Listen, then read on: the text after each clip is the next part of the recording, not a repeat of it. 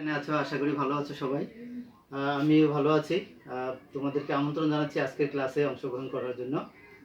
শিক্ষার্থী বন্ধুরা, নাও I have taken the topics different people, different occupation. Different people, different occupation. অষ্টম শ্রেণীর বন্ধুরা, তোমাদের সবাইকে আমি আবার আমন্ত্রণ জানাচ্ছি যে যেখানে আসো সবাই প্রত্যেকেই খাতা এবং কলম নিয়ে বসে যাও। Are you ready to give the answer and give the receive the topics? Yes, I believe that all are ready. Dear বন্ধুরা, আমরা আজকে তোমাদের জন্য রেখেছি river gypsies in Bangladesh 2, lesson number 4 and unit number 7, different people, different occupation. আমাদের বাংলা যেটা বলে বিভিন্ন জনের বিভিন্ন পেশা। পেশাগতভাবে এক একজন মানুষ এক এক রকম পেশা অবলম্বন করে। আজ তোমাদেরকে দেখাচ্ছি সেই পেশাগতভাবে আমাদের রিভার জিপসিস ইন বাংলাদেশ, অর্থাৎ বাংলাদেশের নদীর মধ্যে যারা যাযাবর তারা কিভাবে চলে, তাদের জীবনযাত্রার উপরে আজকের এই ক্লাসটা। অর্থাৎ যারা বেদে শ্রেণী আছে তাদেরকে বলা হয় রিভার জিপসিস। শিক্ষার্থী বন্ধুরা, তোমরা এই সেশনটা শেখার পরে তোমরা কি শিখবা, কি জানতে পারবা বা কি বুঝতে পারবা সে সম্পর্কে আমি একটা ক্লাস তোমাদেরকে বলে রাখছি। মূলত you will you have to study the lesson. After you have studied the lesson, you will able to read and understand the text. Read and understand the text. And secondly, listen for information. All the students should be listen for information. Ask and answer the questions.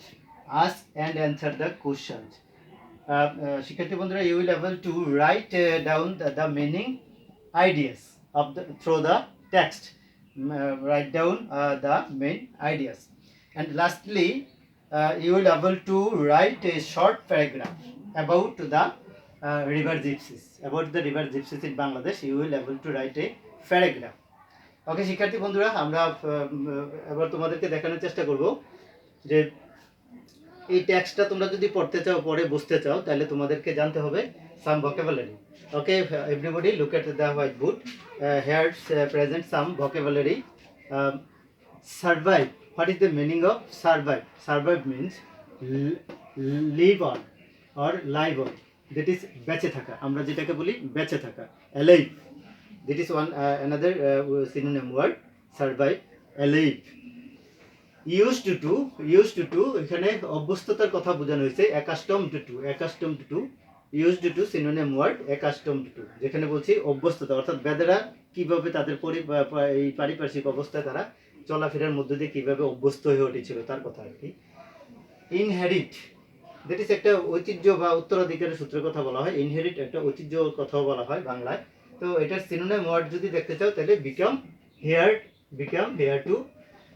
Inherit, that means become hair two, উত্তরাধিকার সূত্রে পাওয়া, অর্থাৎ বেদেরা যে কাজগুলি করে তারা তাদের পূর্বপুরুষ যারা আছে সেই একই লাইনে তারা প্রাপ্ত হয় এবং একই কাজ পরবর্তী যারা জেনারেশন তারা একই কাজ করে, যেটাকে বলা হয় ইনহেরিট, অর্থাৎ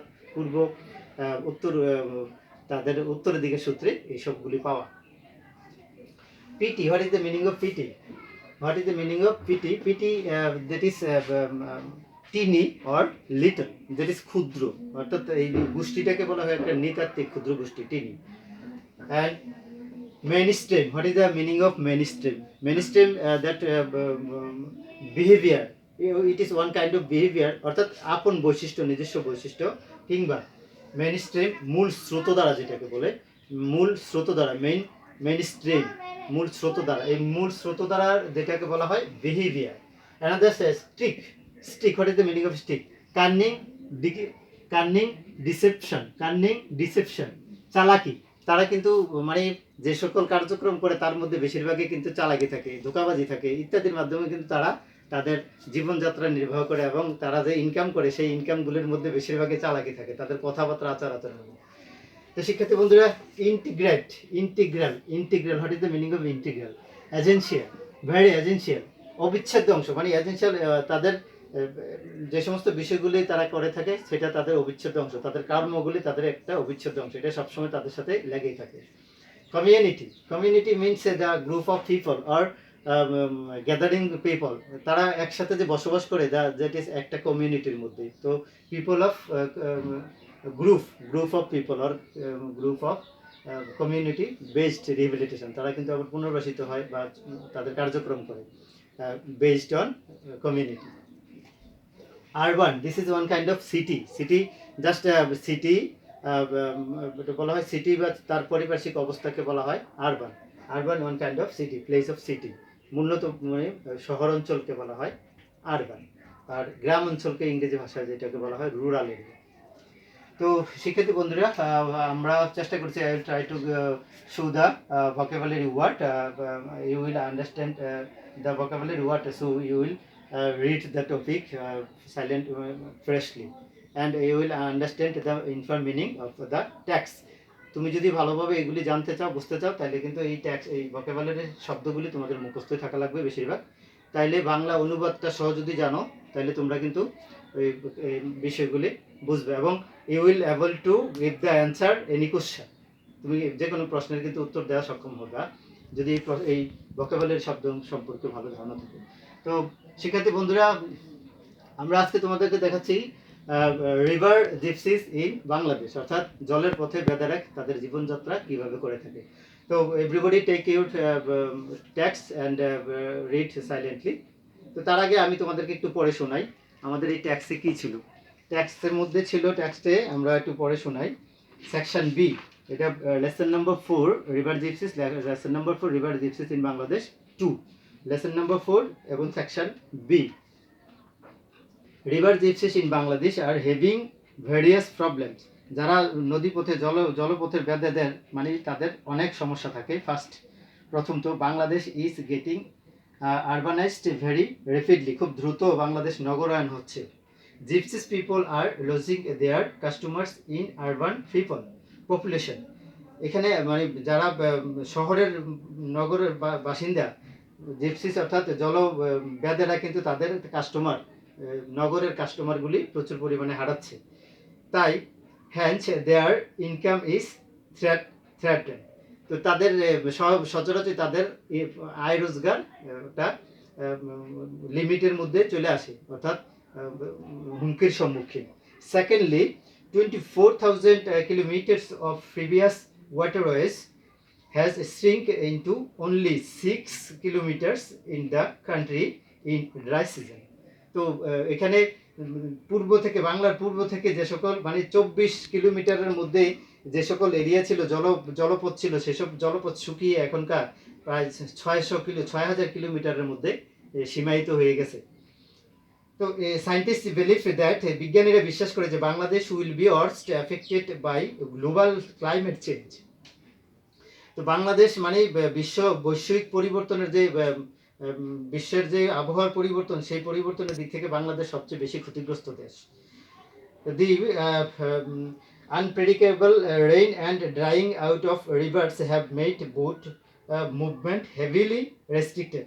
এখানে যেটা বলা হচ্ছে, প্রচুর পরিমাণে মানে বৃষ্টির কারণে, মানে অত্যাধিক বৃষ্টি, আবার ড্রাই সিজনে শুষ্কতার কারণে, কিন্তু শুষ্কতার কারণে বাংলাদেশের এই সমস্ত হ্যাভ মেড মানে নদীর নৌকার মুভমেন্ট অর্থাৎ ঘোরাঘুরি এই সমস্ত কিন্তু একেবারেই সংকুচিত। তো এই ছিল মানে পূর্ণাঙ্গ, তোমরা অনুবাদটা পড়ে নেবে শিক্ষার্থী বন্ধুরা, অনুবাদটা পূর্ণাঙ্গ পড়ে নেবে। এখানে যে সমস্ত ওয়ার্ড আরও আছে, আমি এখানে কিছু নিউ ভোকাবুলারি তোমাদেরকে দেখানোর চেষ্টা করেছিলাম। তো এটা ছাড়াও তোমরা কিছু ভোকাবুলারি শব্দ এখানে আরও পাবা, সেই শব্দগুলি তোমরা বাংলায় অনুবাদ করার চেষ্টা করবে। You try to give the answer finally, মানে if you want to give the answer question, so you will silently reading these topics and you will able to understand the informed meaning, so you will able to give the answer. তো শিক্ষার্থী বন্ধুরা, আমি তোমাদের বাড়ির কিছু কাজ দিয়ে দেই। এখানে যতটুকু দেখাইছি আশা করি সবাই বুঝতে পারছো, এবং তোমরা ব্যাপকভাবে বুঝতে হলে কিন্তু তোমরা নিশ্চয়ই বাড়িতে তোমাদের এই জন্য প্র্যাকটিস করতে হবে। তো আমরা একটু বাড়ির একটা কাজ দিই, তোমরা মাইনুটলি খাতায় লিখে নাও। টেক ইউর টেক্সট অ্যান্ড খাতা, you write down home task. শিক্ষার্থী বন্ধুরা, হোম টাস্ক হিসাবে আমি তোমাদের দিচ্ছি বাড়ির কাজ, তোমরা একটু খাতায় নোট করে নাও। বাড়ির কাজ হিসাবে, write a short paragraph about river gypsies in Bangladesh 2। Write a short paragraph, write a short paragraph about river gypsies in Bangladesh.